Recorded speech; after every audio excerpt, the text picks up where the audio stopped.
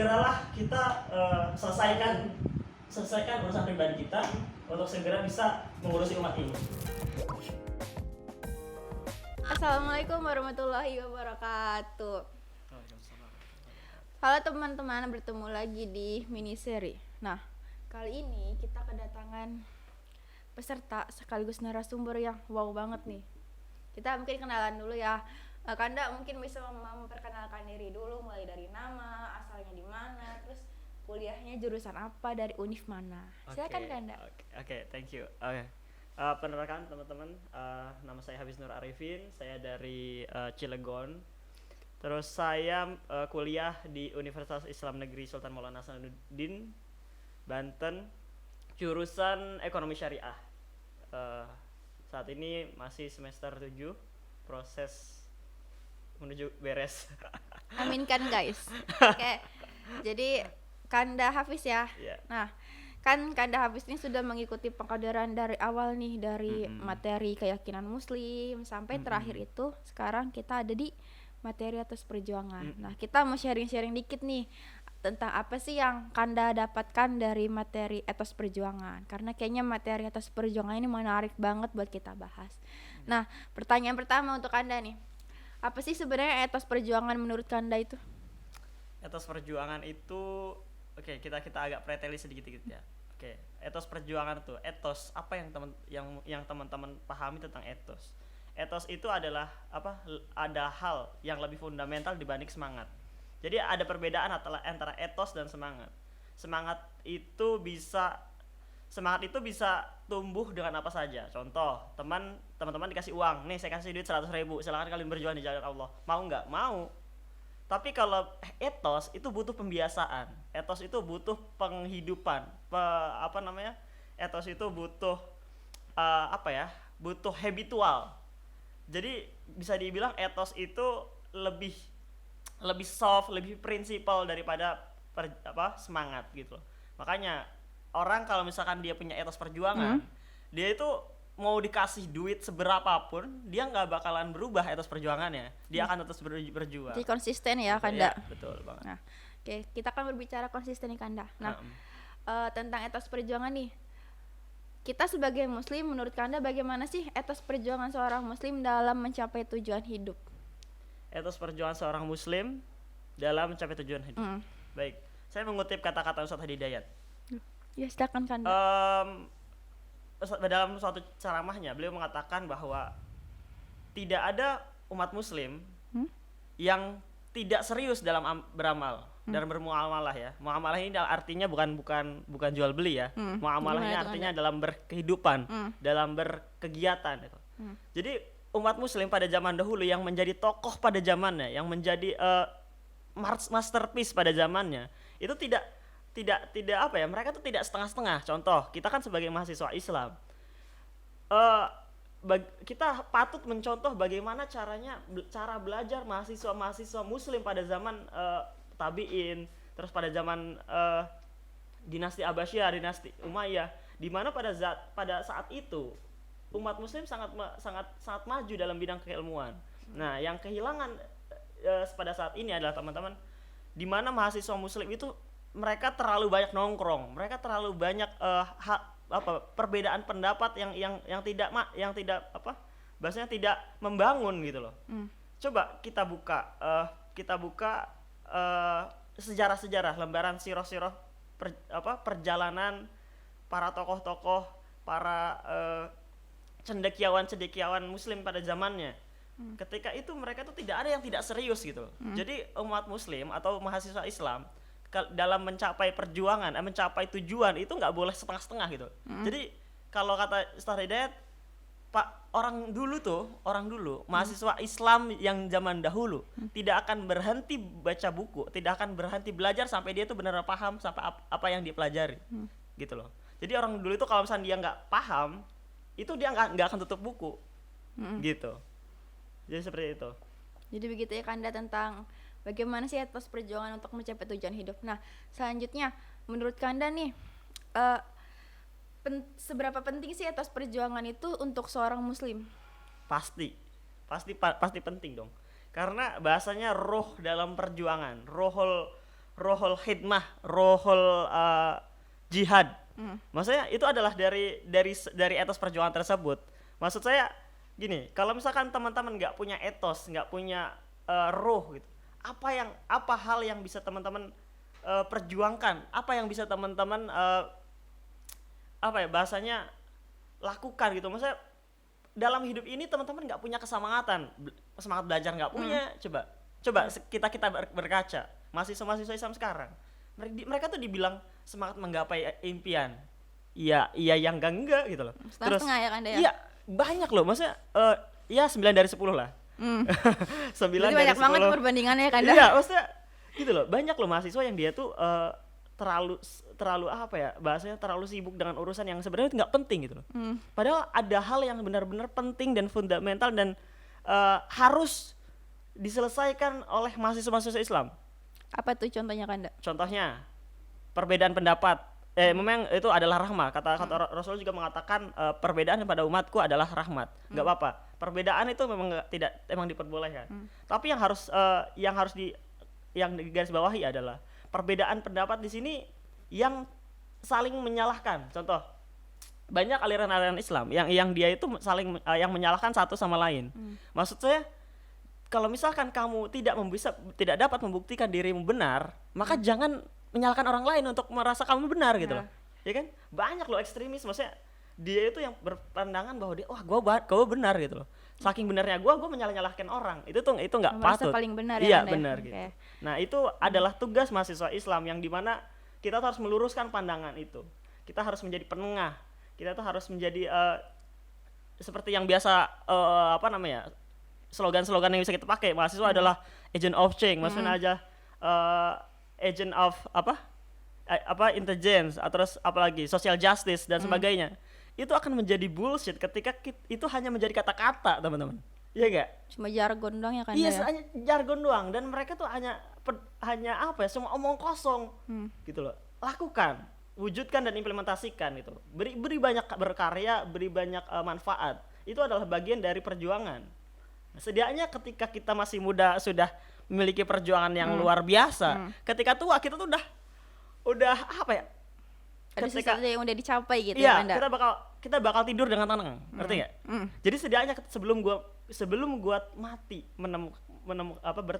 menghadap kepada Tuhan, kepada Allah SWT.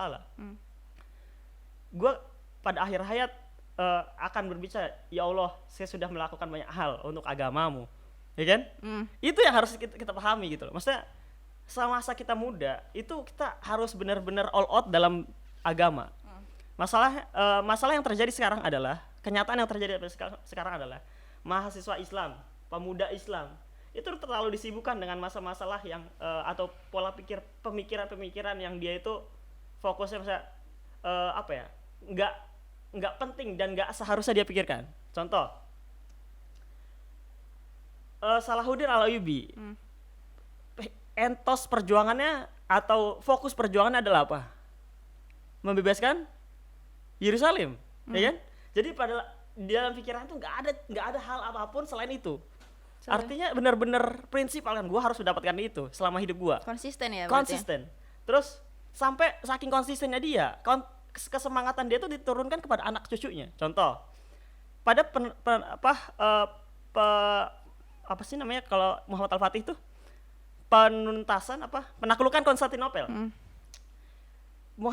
Sultan Mehmed itu bukan orang pertama yang berusaha untuk menaklukkan Konstantinopel.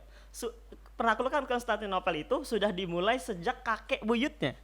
Artinya kenapa? Ada semangat perjuangan yang diturunkan. Iya enggak? Jadi saking dalamnya kesemangatan itu sampai turun temurun loh. Bayangin. Memang secara ini itu akan menjadi sebuah indoktrinasi, tapi itu akan menjadi indoktrinasi yang positif. Gitu. Terus lagi pada saat ini mahasiswa Islam itu mereka itu terlalu pikirannya terlalu terdistract oleh maksudnya kegalauan yang nggak mesti. Contoh, galau karena nyari kerja, galau karena maksudnya galau karena cinta. Maksud Ya nggak penting itu Iya, ya, maksudnya- nggak terlalu penting ya kan iya ya. bener, keresahan. Jadi apa yang membuat umat Islam saat ini bisa tersebar ke seluruh dunia?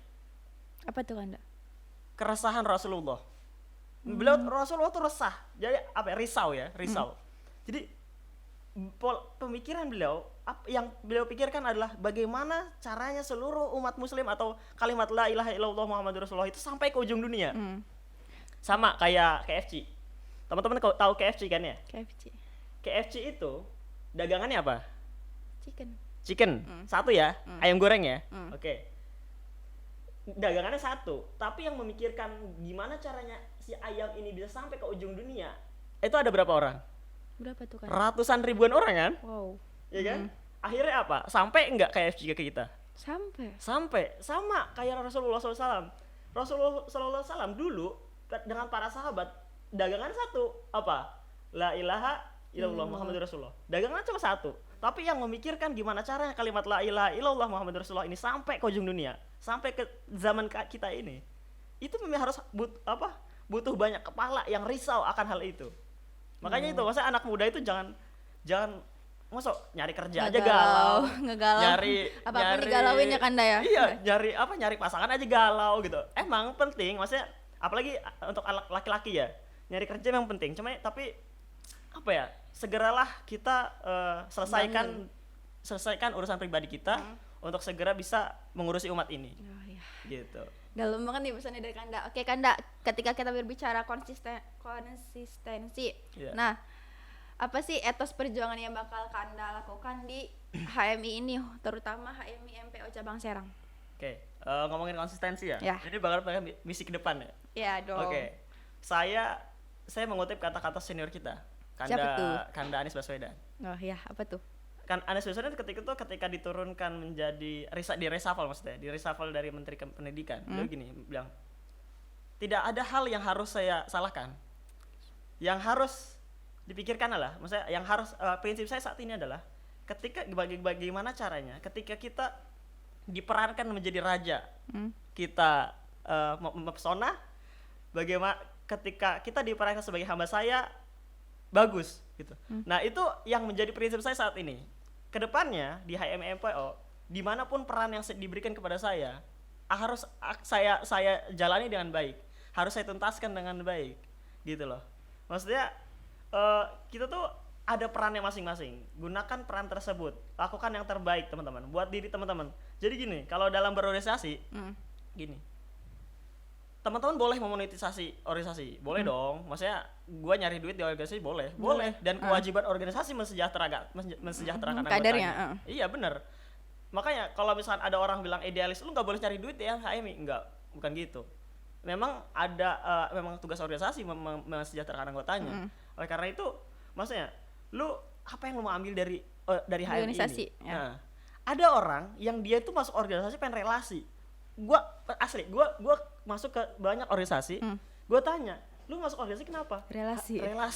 Gua tanya lagi, relasi. Selalu itu. Iya, dan gini, uniknya, 1 tahun, 2 tahun, 3 tahun dia berorganisasi, ber-HMI, itu dia nggak nemu relasi. Tahu nggak kenapa? Kenapa? Karena dia nggak punya definisi relasi pada yang sebenarnya. Oh, berarti cuma kayak relasi cuma sebatas pemikiran dia doang, nggak punya definisi bener. yang mendasar banget. Iya, kalau gua gini, relasi itu adalah gimana caranya lu tuh punya feedback dengan orang yang Dikenal ingin gitu ya? lu hubungi gitu. Contoh, kalau definisi relasi lu cuma kenal, contoh, gua pengen punya relasi ke Anies Baswedan, tapi definisi relasi lu cuma kenal gitu loh. Ya kenal doang gampang, lu dateng Pak, nama saya Hafiz Arifin, kelar. Nggak ada feedback ya. Nah, tapi definisi relasi yang dipahami oleh gua, yang gua pegang adalah bagaimana ketika dia butuh, dia tuh manggilnya gua. Oh iya. Itu relasi, dan gua harus menguntungkan dia. Jadi ibaratnya kalau saya contoh nih, Putri, Put, gua kenal sama lu tuh menguntungkan apa sih buat gua? Iya, berarti harus ada feedback gitu ya Kanda ya. Se-worth it apa sih gua kenal sama lu gitu loh. Gitu. Ya. Ya kan? Itu namanya relasi. Jadi ketika gua butuh apa-apa, gua bilang, "Put, datang, gua butuh lu." Gitu. Artinya ada feedback, ada timbal balik bahasanya. Kalau definisi relasi lu kenal, ya Sama gampang. dosen juga kenal. dosen juga kenal, maksudnya lu teman juga banyak kenal, cuman lu nggak bakal dapet apa-apa dari relasi lu gitu loh, gitu. Oke. Kanda, berarti kan tadi kan kita sudah berbicara tentang atas perjuangan Kanda ke depannya di HMI ya.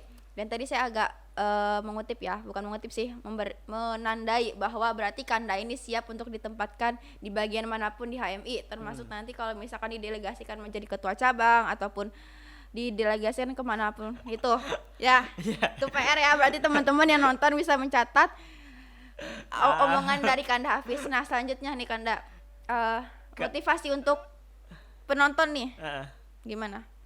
Kata-kata mutiara lah. Oke. Nggak, gini, meluruskan. Kalau misalkan kita tadi ya, maksud saya ditempatkan dimanapun, insya Allah.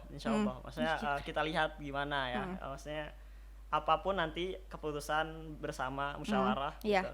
Maksudnya apapun nanti, kalau misalkan gue ditempatkan di hamba saya nggak apa-apa, kalau misalkan gue jadi raja ya nggak apa-apa gitu kan. Harus siap ya kan. Ya tapi ya memang harus siap karena apa ya, sesuai proporsional lah. Maksudnya gue juga harus memposisikan bahasanya menyesuaikan. Maksudnya gue tuh worth it gak jadi seorang raja, gue tuh worth it gak sebagai hamba saya gitu. Memposisikan diri gue dengan baik. Terus closing statement apa gimana? Motivasi untuk penonton nih, kayak kata-kata mutiara atau catatan lah biar teman-teman nih semangat gitu. Oke. Teman-teman mahasiswa Islam dimanapun Anda berada, teman-teman ayo kita mulai untuk memikirkan umat ini, karena anak muda itu gini loh. Anak muda itu saya mengutip kata-katanya